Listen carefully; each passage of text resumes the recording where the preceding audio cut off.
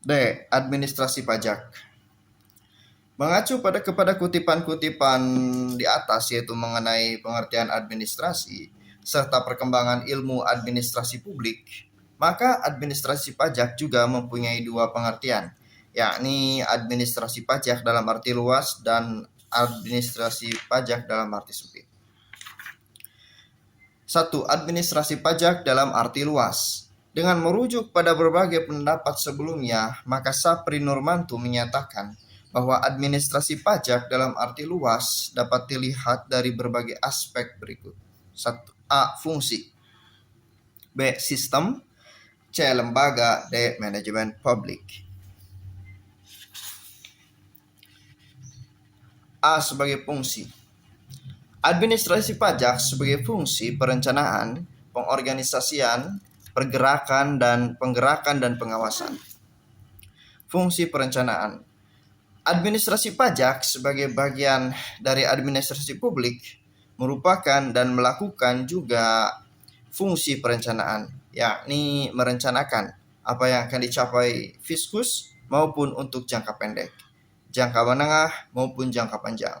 Praktik fungsi perencanaan ini terlihat dari pasal-pasal dalam UUD 1945, amanat dalam GBHN, Undang-Undang dan Perencanaan atau Rencana Penerimaan Pajak di dalam Replita, Propenas, dan RAPBN.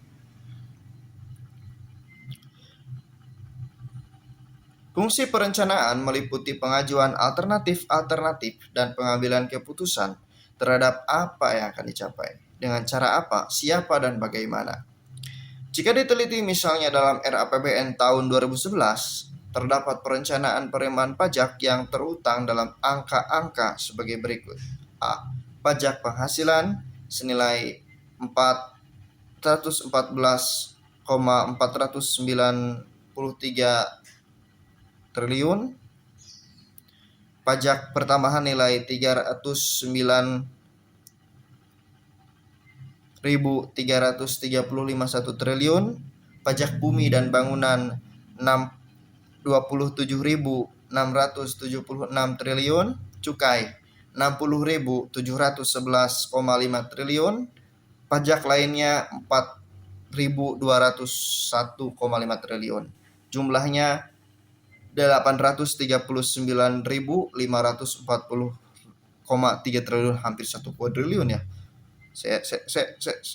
Saya rumit juga ya bacanya, uang segini banyak. Fungsi pengorganisasian.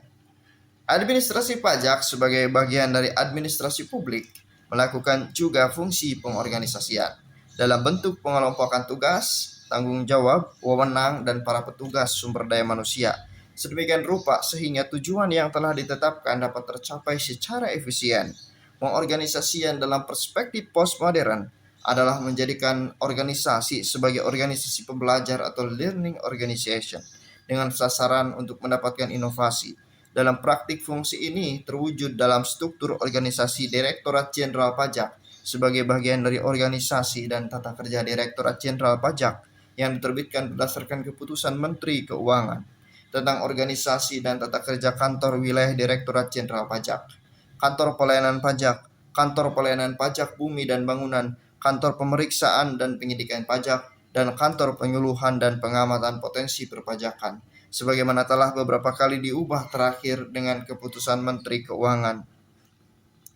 Organisasi Direktorat Jenderal Pajak yang dipimpin oleh Direktur Jenderal Pajak terdiri dari organisasi pada tingkat pusat dan organisasi pada tingkat wilayah. Direktorat Jenderal Pajak pada hakikatnya adalah tax bureau yang mengadministrasikan yang penerimaan negara yang berasal dari pajak. Kantor Pusat Pajak. A. Sekretariat Direktorat Jenderal. B. Direktorat Peraturan Perpajakan 1. C.